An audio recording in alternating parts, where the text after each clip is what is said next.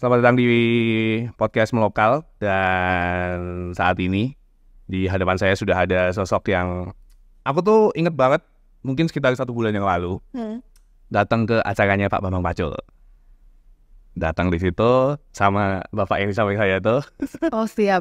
Kemudian tiba-tiba saat acara berjalan ada satu cewek yang tiba-tiba datang nih, terbigit-bigit nih gitu. Dan tiba-tiba disodorin sama Mike ya, sama hostnya pada saat itu. Terus tiba-tiba kemudian muncullah dikit keluh kesah selama kemarin menjalani proses politik ya. Dan yang pasti selamat datang Sekar Krisnawuli Tanjung. Yes. Betul ya? Selamat datang Terima kasih. di podcast Lokal. Terima kasih sudah meluangkan waktunya. Sami-sami. Semoga nantinya bisa banyak cerita yang bisa di-share sama kita ya di podcast Lokal itu. Kita mulai dengan pembahasan mengenai gimana kemarin Taylor Swift sama Kings of Covid News. Seperti beribadah. Oke. Jadi aku itu salah satu hobinya nonton konser. Dan aku selalu merasa ada energi yang luar biasa bahwa kita itu ratusan ribu. Yes. Ya mungkin kalau waktu Taylor Swift puluhan ribu, waktu Kings of Convenience ribuan aja. Ribuan segelintir ya. Segelintir. Tapi segini banyak orang yang kita nggak kenal satu sama lain, itu jadi satu dalam satu arena, satu ruangan, itu punya kecintaan terhadap hal yang sama. Dan menurutku itu magis. Jadi kenapa akhirnya nonton konser tuh bagiku kayak pengalaman spiritual. Walaupun update-nya seminggu setelahnya ya. Dan mungkin bagian dari stress release setelah menjalani proses politik kemarin juga. Aku emang suka sih mas nonton konser. Jadi periodik gitu, kalau ada yang memang menarik bagi aku dan kesempatannya pas, ya monggo ayo kita pergi gitu. So far konser apa kalau di Indonesia yang paling menarik buat sekarang? Di Indonesia kemarin menurutku Kings of Confidence itu cukup magis. Kemudian tahun lalu Efek Rumah Kaca. Oke. Ketika mereka konser rimpang tapi juga sekaligus merayakan anniversary keberapanya gitu, aku lupa. Kemudian di tahun 2017 kalau nggak salah itu Phoenix. Oke. 2017 atau 2018 ya? Oh, With The Fest bukan? Iya, yang With The Fest. Phoenix. Habis itu aku nonton Toto di Java Jazz. Terus Malik. Dan dulu waktu aku SMA itu kan sering banyak pensi-pensi, musik festival gitu kan mas. Dan aku selalu suka banget pergi tuh, biasanya yang jadi hobiku itu kalau nggak Efek Rumah Kaca, The Adams, Naif sama White Shoes. Dan sampai sekarang gitu aku masih selalu ada kenangan-kenangan indah. Anggota DPRD Kota Solo punya selera musik yang seperti ini. Harusnya habis ini di kolom komen isinya pada kami minta dibanyakin konser di Kota Solo sih harusnya. Amin, insya Allah semoga kita bisa merealisasikan itu. Tapi kemudian lanjut gitu, kalau ketertarikan tentang musik gitu ya. Tadi bisa dibilang musik tuh atau konser spesifiknya udah jadi sebuah hal yang jadi apa? Mungkin semacam apa kalau disebut dalam satu kata? Aku sih kalau di caption tulisannya ibadah, tapi pakai tanda kutip. Oke. Itu karena memang sesakral itu ya bisa dibilang ya. For me, yes. Oke. Tapi sebenarnya jauh dari musik gitu. Kalau dari Sekar sendiri sebenarnya masih ingat gak sih dulu mungkin pertama kali momen kayak misalnya menikmati musik tuh ternyata atau konser tuh jadi bagian yang ternyata se-meaningful atau se-deeply itu buat kamu? Kalau konser aku nggak ingat mas. Tapi aku dari kecil itu memang belajar bermain piano. Jadi, dan sampai sekarang alhamdulillah bisa, tapi hanya beberapa lagu. Oke. Jadi musik itu sudah jadi sesuatu yang sangat dekat bagi aku dari kecil. Aku inget banget dari umur 5 tuh aku udah belajar main piano. Tapi SMP berhenti karena mulai dengan kesibukan-kesibukan yang lain. Jadi aku sangat-sangat dekat dengan itu. Awalnya pengenalannya lewat piano. Kebetulan ibuku juga sangat suka bernyanyi, ayahku suka banget nyanyi, kakakku juga suaranya bagus banget. Oke. Jadi musik itu menjadi bagian yang memang cukup penting dalam keluarga kami gitu. Dan selain dekat dengan musik, yang pasti Sekar juga dekat dengan yang namanya politik nih. Yes. Nah, aku kemarin gitu sempat riset dan ada satu hal yang menurutku mungkin bisa dijelaskan ya lebih detail gitu, bahwa sebenarnya kamu sendiri punya rencana awal berpolitik tuh baru di tahun 2029. Tadinya aku merasa kayaknya lebih elok kalau kita 2029 deh majunya. Dan kenapa kemudian di 2024? Aduh, itu agak banyak pergolakan ya sebelum akhirnya memutuskan untuk maju di 2024 ini. Aku tidak bisa mengkristalkan kepada satu sebab akibat. Tapi dalam diskursus sama keluarga, diskursus sama mentor, sama diri sendiri, akhirnya mencapai sama suatu keyakinan bahwa sekarang pun nggak apa-apa. The time is now, the opportunity is here. Dan aku merasa insya Allah nih kita energinya juga masih banyak kok. Jadi ya nggak apa-apa, kita coba mulai dari sekarang aja, dari 2024. Dan di tahun ini pun juga selain kamu ada 2 saudara yang lain yang juga ikut maju dalam kontestasi politik nih. Walaupun ada perbedaan ya. Betul. 2 kakak-kakak masuk dalam kontestasi politik di DPR RI, betul ya? Dengan kamu spesifiknya di DPRD gitu, kota. Kenapa DPRD dan kenapa kota Solo? Kota Solo karena aku tuh sebetulnya dari tahun 2020 itu udah banyak di Solo, Mas Dani. Oke. Dan itu karena semangatku atau keinginanku untuk ikut melanjutkan beberapa unit usaha kecil yang dirintis oleh ibuku. Jadi kan memang keluarga kami sebenarnya memang asli Solo. Oleh karena itu ada rumah di sini dan beberapa unit usaha lain yang didirikan oleh Bu Nina. Jadi 2020 itu semangatku hanya sekedar ya aku mau melanjutkan nih legacy Ibu Nina di sini. Kami ada Heritage Hotel di Laweyan, namanya Rumahku Heritage Hotel. Kami ada kos hotel juga di daerah Purwosari. Kemudian ada juga rumah budaya di daerah Serengan. Ya, mungkin teman-teman setelah ini ada yang mau ke sana. Rumah budaya kan? Rumah budaya Keratanan. Jadi awalnya itu sesimpel mau mencoba mengembangkan itu di sini. 2020 tinggal di sini 6 minggu, terus balik ke Jakarta 6 minggu. Kalau kita ada kerjaan di Jakarta ya WFS, work from Solo. Dan di situ akhirnya aku merasa ada kedekatan emosional yang lebih dalam dari antara aku dan kota Solo. Selain daripada kami memang orang sini, tapi aku melihat ini potensi kotanya tuh actually very big dan sangat dinamis kotanya. Lah, karena kita juga dekat dengan politik khususnya Partai Golkar, jadi aku pun juga tidak asing dengan orang-orang dalam Partai Golkar di tingkatan Jawa Tengah maupun kota Solo. Jadi hubunganku dan Golkar Solo dan khususnya itu nggak asing-asing banget. Kami dari dulu itu kalau Lebaran hari kedua ketiga itu bikin open house di sini. Ya karena memang kita orang sini gitu kan, Mas. Dari situlah banyak kedekatan sama orang-orang yang udah aktif di sini juga.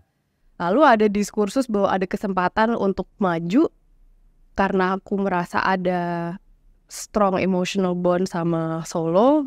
Akhirnya kita memutuskan untuk maju di kota ini. Jadi bukan aku tiba-tiba ujuk-ujuk mau jadi kota Solo gitu. Jadi kita di Solo udah dari lama, ya 2020 lah, mungkin gak lama-lama banget. Tapi semenjak itu akhirnya terbukalah pengetahuanku tentang Solo, orang-orangnya, potensinya, dan di ruang-ruang mana yang kira-kira aku bisa ikut berkontribusi di situ.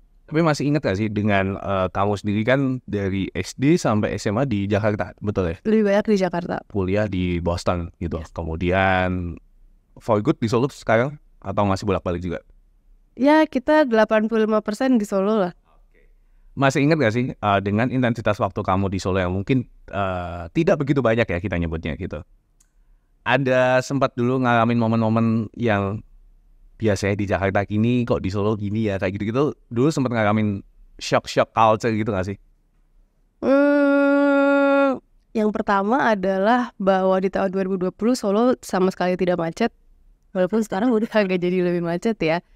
Tapi dibanding Jakarta, ya Jakarta mungkin 7 kali lebih macet. Jadi itu satu hal yang segar banget buat aku bahwa di sini itu dari satu titik ke titik yang lain 15 menit tuh udah jauh. Di Jakarta 15 menit tuh deket banget. Kemudian cuaca dan udaranya juga masih lebih segar daripada Jakarta dan dekat dengan gunung-gunung. Aku suka naik gunung, hiking dikit-dikit, terus ya mendekatkan diri ke alam. Jakarta itu mungkin harus 2 jam, 2,5 jam. Puncak gitu ya. Iya, belum lagi macetnya yang luar biasa. Di sini kita jam itu udah. Gitu ya. Betul sekali. Berarti salah satu spot favorit juga itu ya buat dia nyari udara yang lebih fresh dan mungkin juga cari inspirasi gitu ya. Oke. Kemudian yang pengen aku bahas juga adalah mengenai background saat dulu kamu sempat di Boston. Berapa lama dulu di Boston? 4 tahun. 4 tahun. Ada satu hal yang menurutku cukup unik dan aku pengen mungkin kamu bisa cerita lebih banyak saat kamu memang pada akhirnya sempat terlibat atau sempat magang di ABC News di Washington DC. Dan pada saat itu momennya adalah saat 100 hari Donald Trump. Iya. Mesti dong ceritain dulu kok bisa dan seperti apa. Jadi aku itu apply aja sih Mas. Kebetulan alhamdulillah ada kesempatan, memang mereka membuka kesempatan buat magang. Kemudian dibantu juga sama career centernya di universitasku. Nah ini sesuatu yang aku sangat pingin bisa membawa juga ke Solo, bahwa ada satu institusi atau elemen dalam sebuah institusi itu yang membimbing anak-anak kuliah untuk mencari tempat kerja yang baik untuk mereka. Itu pengalamanku di sana. Jadi sorry aku agak ganti topik, tapi pengalaman itu sangat membantu aku untuk akhirnya mendapatkan magang yang berkualitas. Jadi inilah salah satu hal yang aku pingin bisa bawa ke Solo. Anyway, kembali ke topik itu.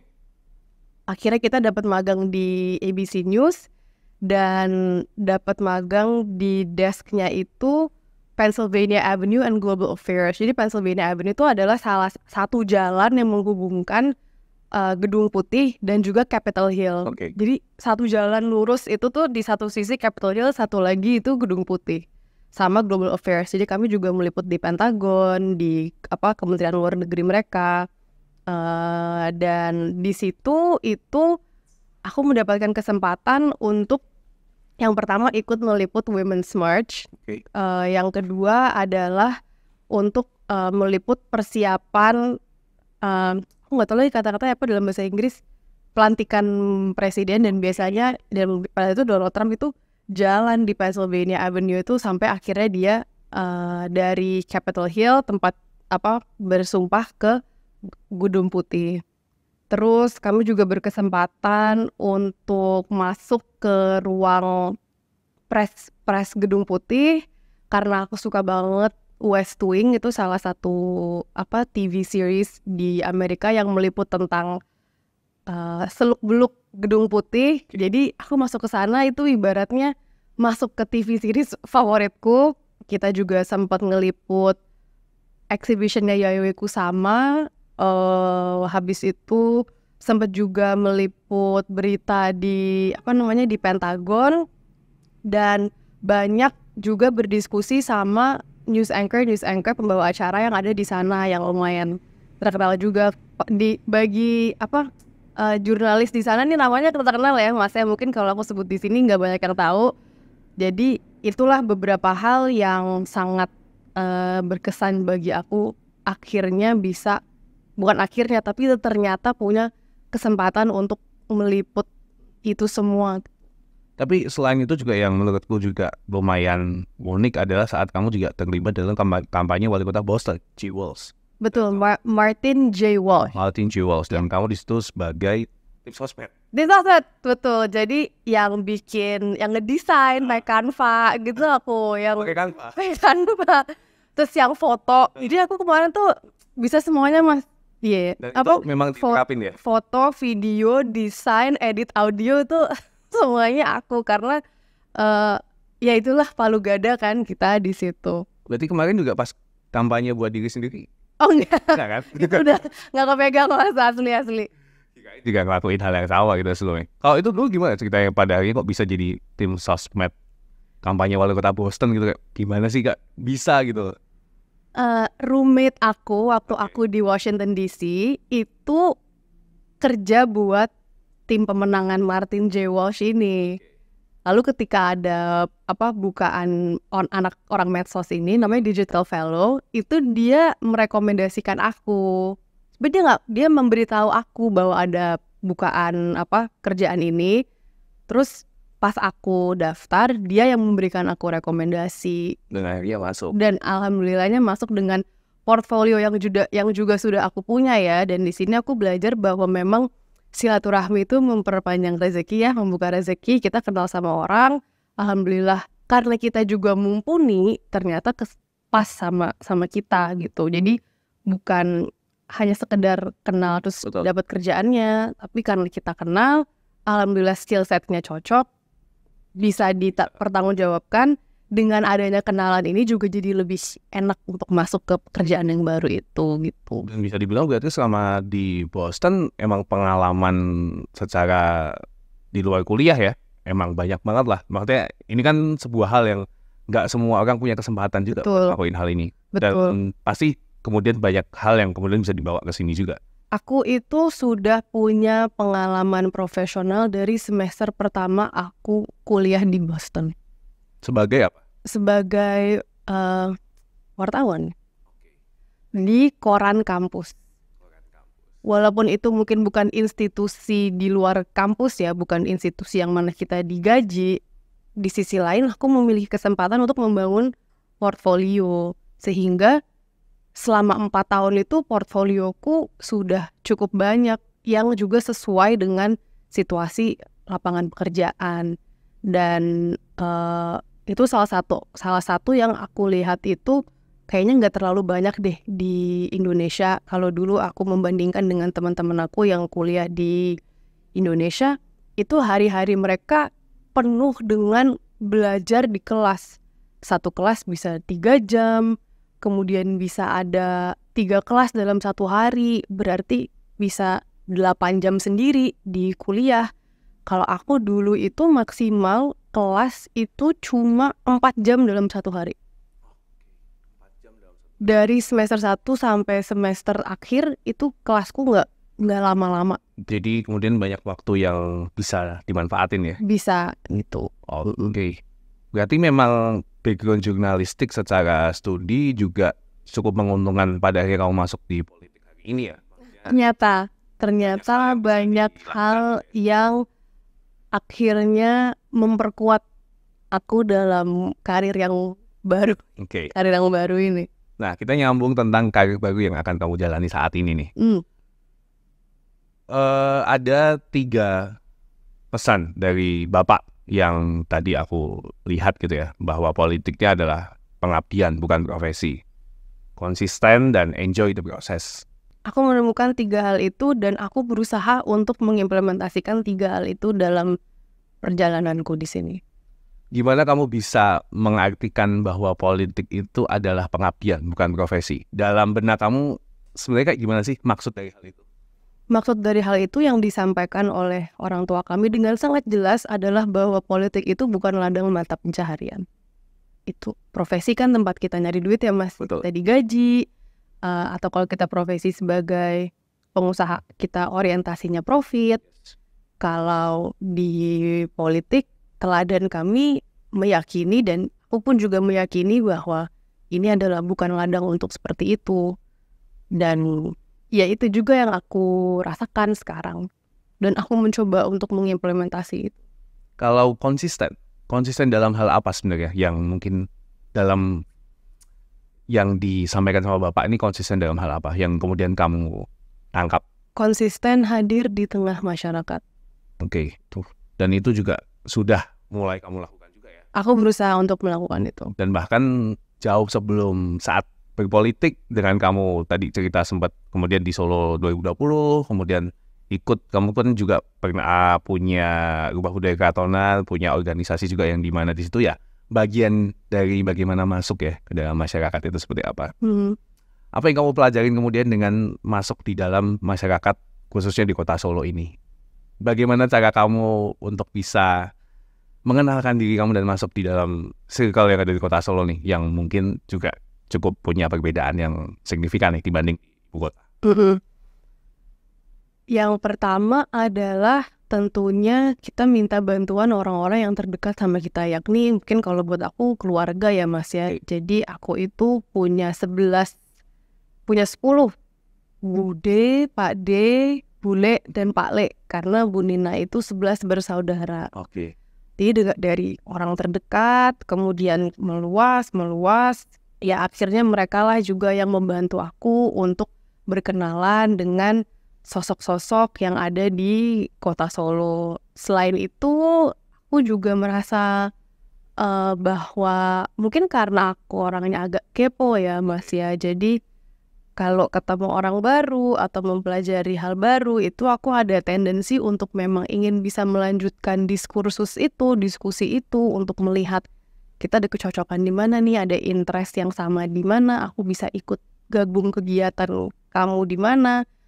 Contohnya ya kayak Mas Dani itu kemarin nge-DM aku dari Melokal Media karena aku juga tertarik dengan platformnya.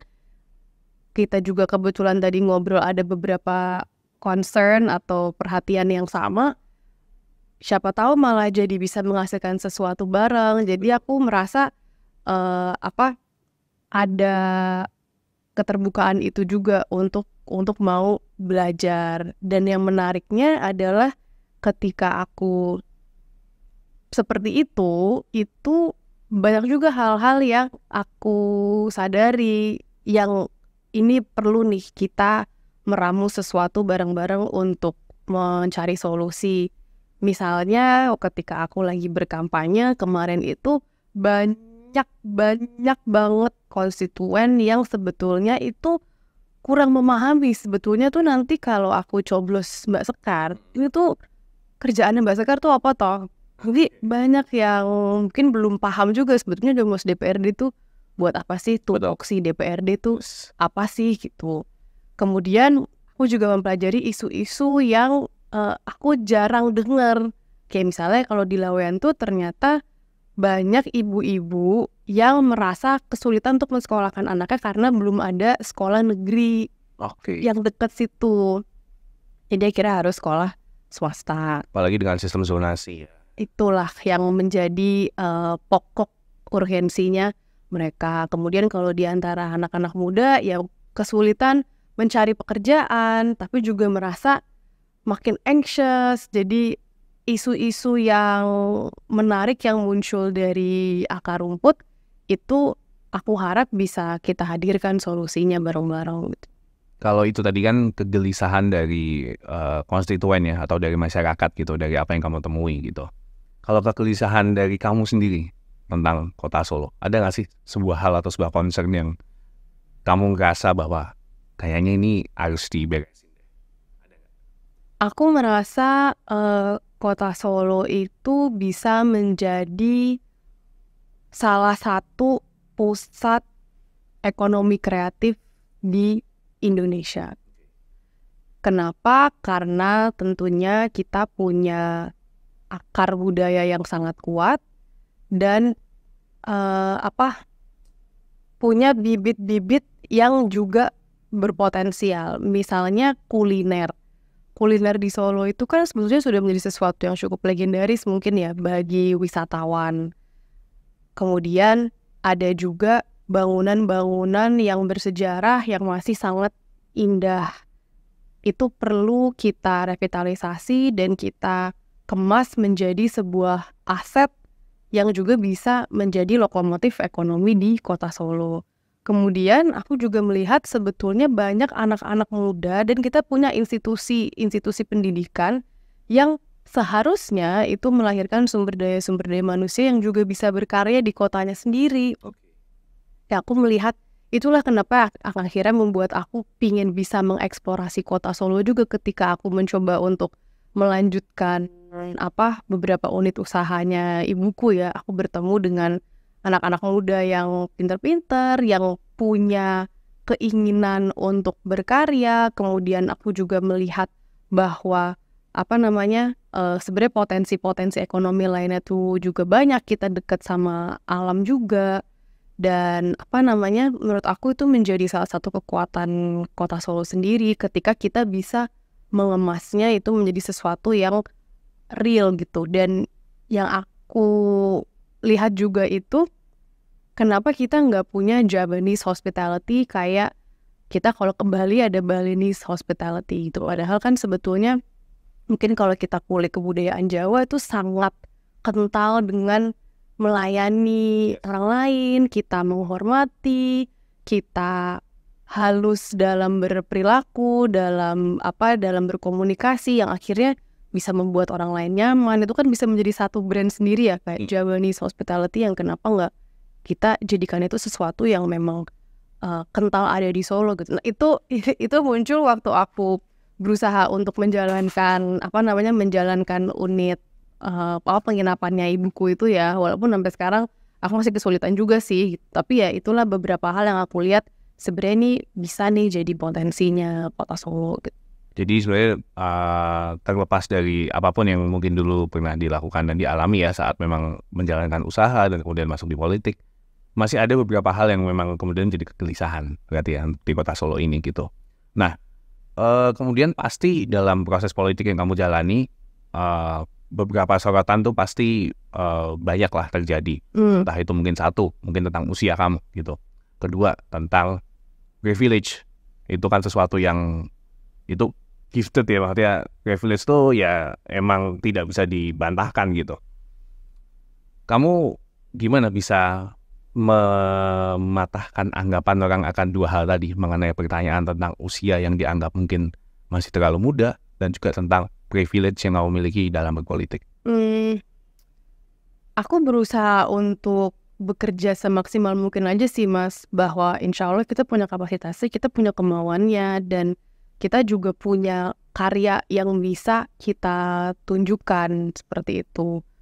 Dan aku meyakini bahwa, bukan meyakini, tapi aku menyadari bahwa mungkin untuk bisa sepenuhnya mematahkan itu perlu waktu.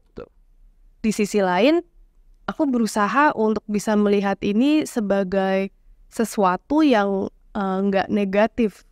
Karena ketika aku dalam diri aku sendiri itu melihat ini sesuatu yang negatif, itu beban di akunya jadi lebih besar. Jadi aku berusaha melihat ini sebagai, oh ya memang realita hidupku ya seperti ini gitu. Dan kita merasa bahwa seharusnya ini juga bukan menjadi sesuatu yang membuat kita itu jadi menghalangi diri sendiri gitu ya, dengan ada pikiran-pikiran yang membebani ini. Jadi ya aku berusaha untuk kita konsisten aja, kita bekerja sebaik mungkin, kita mengakui kalau kita masih belajar, dan kalau memang ada kesalahan kita minta tolong untuk diperbaiki, dan kalau memang ada sesuatu yang baik ya semoga kita juga bisa dirayakan bersama-sama gitu. Intinya adalah tetap butuh waktu untuk bisa menjawab semua hal itu ya. Menurutku dalam apapun tuh pasti butuh waktu ya Mas. Dan aku merasa politik itu juga memang butuh proses. Itu pandanganku ya. Yes. Orang lain ada yang berpikiran berbeda. Aku tadi juga sudah sempat buka question box di Instagram dan ada beberapa pertanyaan yang masuk dan akan aku sampaikan juga. Oke. Bisa dijawab. Tadi ada beberapa yang masuk ke DM-ku juga, tapi aku belum sempat kirim. Coba nggak buat dibuka aja. Oh ya, kita buka ya. Sambil aku tanya, mulai dari aku dulu ya. Ini ada pertanyaan dari Firman Raffiandi. Kenapa anak muda harus memimpin? Ini Man Osman ya? Yes. Kenapa anak muda harus memimpin? Apa yang harus diubah dari generasi sebelumnya? Pertanyaannya dua ya? Iya. Kenapa anak muda harus memimpin? Dan apa yang harus diubah dari generasi sebelumnya? Harus diubah dari generasi sebelumnya. Aku merasa ini adalah kesempatan untuk anak muda mengambil peran untuk akhirnya kita bisa menentukan masa depan kita tuh mau kayak apa sih. Ya ini alamiah aja ya Mas ya. Insya Allah 20 tahun lagi tuh yang jadi pemimpin ya kita-kita ini. Betul. Yang umurnya mungkin sekarang 20, 30, 40, apalagi angka harapan hidup di Indonesia semakin lama semakin tinggi. Jadi kalau kita umur 40 sekarang aja 20 tahun lagi kita masih 60. Dan 60 itu masih prima. Banyak banget kita lihat sosok-sosok pemimpin kita di Indonesia yang 60 itu baru jadi apa, 60 mulai, bahkan baru mulai, atau mungkin bukan baru mulai tapi juga mendapat posisi yang strategis, yang makro. Nah, di sisi lain, untuk kita bisa menjadi seorang pemimpin yang berkualitas nanti, itu kan gak bisa prosesnya cuma setahun, 2 tahun. Kita baru diasah di umur 58 gitu. Ya, kita perlu diasah dari sekarang. Aku merasa seperti itu. Apalagi kita hidup di zaman yang perubahan itu terjadi sangat-sangat cepat. Betul, setuju. Contohku adalah ChatGPT. Yes. ChatGPT itu baru kita gunakan mungkin tahun 2022. Iya, aku baru pakai tahun lalu bahkan. Nah, jadi coba misalnya kita jadi mahasiswa yang masuk sekolah tahun 2020. Tahun 2020 kita semester 1. Kita ngelihat kakak tingkat kita yang semester 8 bikin skripsi masih harus Google kayak apa, ribet banget. Betul. Ke library, tanya sana sini. Kemudian tiba-tiba 4 tahun lagi ketika kita jadi di kakak tingkat itu, kita udah ada ChatGPT. Itu kan baru perbedaan cuma 2-3 tahun. Secepat itu.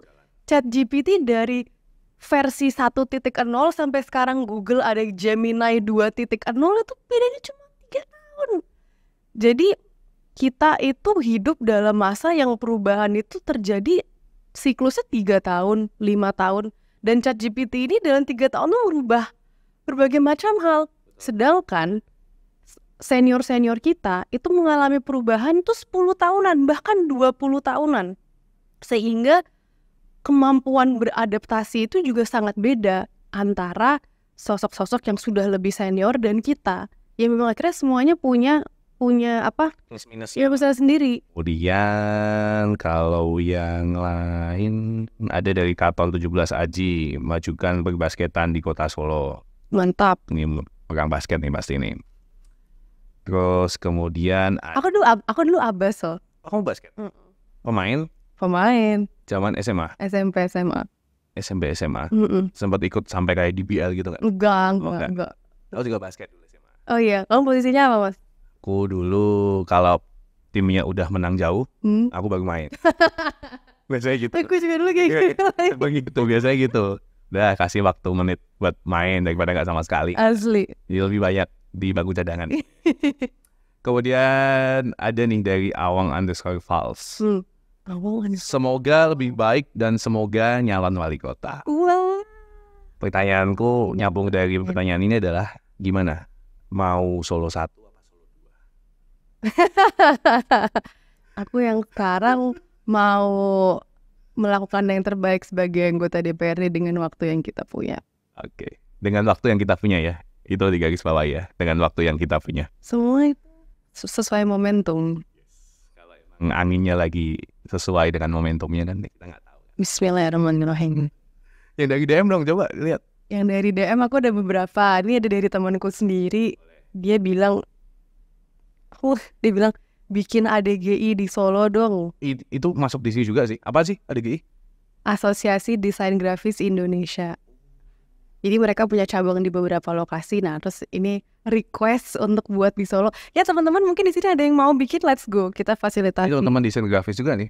Kebanyakan. Nah, siapa tahu bisa kan? Ya, siapa tahu kita bisa membangun sebuah kolektif ini. Tapi ADG ini mau organisasi resmi ya, teman-teman semua. Jadi ada Instagramnya yang membuat logo ulang tahun HUT RI itu 78, 77 itu ADGI.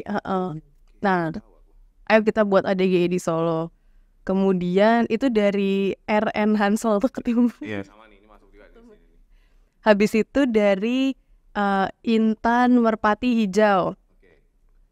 Bagaimana caranya Solo dibuat tidak panas? Karena kalau ke Solo pasti kepanasan.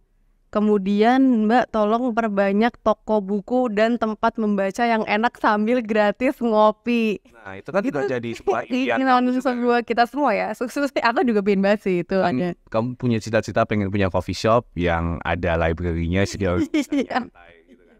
Terus ada sebenarnya ini bisa jadi salah satu manifestasiku sih, karena udah ada kayak listening barengnya dan mungkin buku-bukunya. Nanti kita sediain kopinya ada kok. ya seduh sendiri ya. Bisa. Ya. Nah ini untuk masalah gimana caranya akhirnya biar kota Solo itu nggak terlalu panas, tuh aku juga menerima saran ya, masukan dari teman-teman semua. Ini menjadi sesuatu yang memang masih perlu kita kaji betul sebetulnya apa yang menjadi dampak utama daripada meningkatnya suhu cuaca kita di kota Solo. Mungkin akhirnya kita kalau ya hidup sehari-hari di Solo langsung mikirnya oh pasti karena banyaknya mobil yang akhirnya ada di kota Solo, mungkin lebih banyak polusi, akhirnya CO2-nya jadi meningkat. Tapi ya itu belum tentu. Seperti di Jakarta ternyata polusi mobil itu bukan menjadi faktor utama. Betul. Daripada meningkatnya cuaca, ternyata adalah pabrik-pabrik yang ada di sana yang memberikan polusi. Jadi ya ini kita juga perlu mengkaji. Betul, harus ada riset yang mendalam bahwa kadang tuh yang kita judge ternyata bukan jadi sebuah hal utama yang jadi penyebabnya gitu. Betul. Nah jadi untuk kota Solo sendiri ini juga sesuatu yang menjadi perhatian aku secara pribadi dan sangat terbuka untuk pihak-pihak yang mau berdiskusi bersama. Siapa tahu nanti kita bisa bikin perdanya ya. Bismillahirrahmanirrahim. Nanti kita kayaknya juga ada sebuah hal yang nanti kita bisa bicarain off the record sih. Sih ada sebuah concern dari teman-teman nih sini yang tentang polusi yang nanti bisa kita obrolin. Siap. Dan sebelum kita tutup perbincangan kita, aku orang yang cukup tertarik dengan politik. Bahkan hari ini bisa aku bilang aku punya ketertarikan untuk di 5 tahun. Oh mantap ya, nanti di kadernya lewat Golkar. Mumpung yang aku hadapin adalah langsung ketua DPD ya. Cuman mungkin biar secara general nih, pesan untuk anak muda yang mau terjun ke politik, apa yang bisa kamu sampaikan? Ada beberapa. Yang pertama adalah bahwa sekali lagi politik itu pengabdian. Jadi teman-teman itu juga tolong melihat politik ini sebagai ladang kita itu melayani orang lain, yaitu masyarakat. Jangan menjadi ladang untuk mencari mata pencarian. Kalau dalam proses berpolitik ternyata dapat kesempatan untuk bikin bisnis dengan kenalan yang baru, atau ikut kepanitiaan dalam organisasi kemudian dapat uang saku, yaitu sewajarnya kita mendapatkan itu. Tapi jangan objektifnya adalah untuk memperkaya diri sendiri. Itu beban. Satu. Yang kedua adalah bahwa politik itu menurutku adalah alat. Jadi hasil dari politik ini bisa bagus, bisa jelek, tergantung dari politisinya. Ini platform ini juga alat ya, mikrofon ini alat, kita mengeluarkan hal yang positif atau negatif ya tergantung aku dan Mas Dani, tergantung Mas Dani dan narasumber yang lain. Politik juga seperti itu, perdanya bisa bermanfaat atau kita malah bisa membobrokkan suatu kota ya tergantung orang-orang di dalamnya. Jadi semoga itu juga bisa membantu teman-teman untuk melihat politik lebih objektif. Nggak langsung, oh politik tuh kotor, politik itu mudarat gitu, politik itu harus dihindari. Ya, kita berdemokrasi, kita tidak bisa menghindari politik. Dan yang ketiga adalah bahwa ketika kita ada ketertarikan di politik, langkah utamanya itu tidak harus langsung nyalonin menjadi sesuatu. Banyak yang bilang, baik yang nanya aku Mas, aku tertarik sama politik, tapi aku takut nyalek. Kita nggak harus langsung nyalek kok. Aku sudah membuktikannya. Kita bisa bekerja sebagai tim kampanye, itu langsung beririsan dengan politik.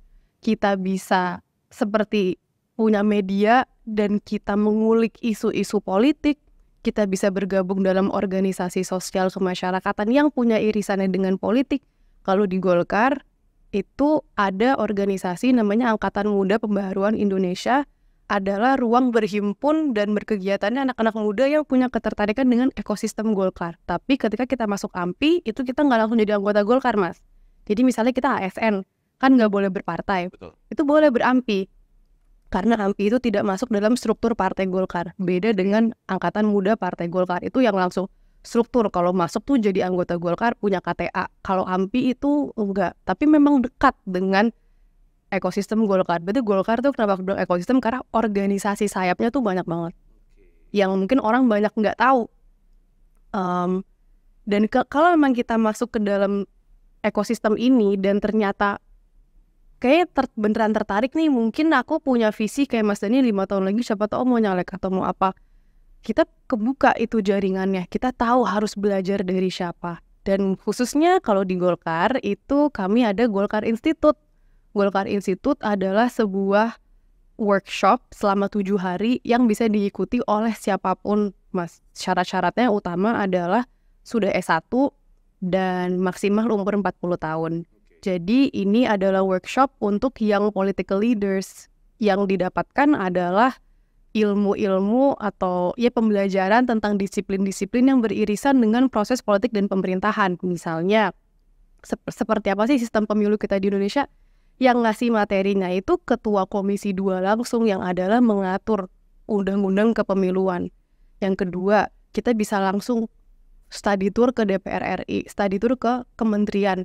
Alhamdulillahnya kader-kader Golkar itu mengisi posisi-posisi strategi seperti itu.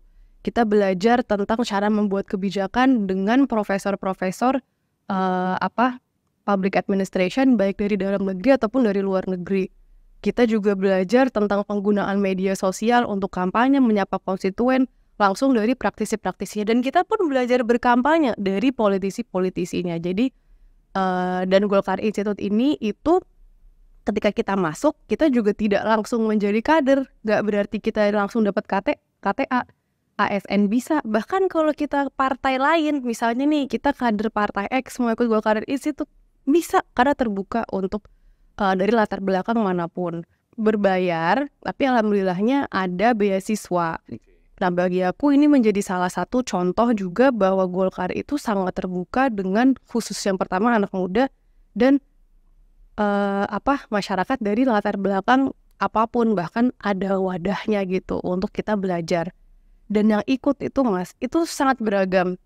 Yang menarik bagiku adalah yang ikut itu anak-anak muda dari Sabang sampai Merauke. Jadi kita bisa ketemu sama wakil wali kota Gorontalo. Karena ya kader Golkar yang mau belajar. Kita bisa ketemu sama fraksi dari anggota fraksi dari Sulawesi Selatan, dari Sumatera Selatan, Jawa Timur. Jadi kita pun pandangannya langsung terbuka. Nah itu mungkin hal keempat yang ingin aku sampaikan untuk anak muda ya yang tertarik masuk politik. Dan mungkin aku rangkum tadi baik banget. Yang pertama adalah politik bukan ada mata pencaharian, tapi adalah pengabdian. Kedua, politik itu alat.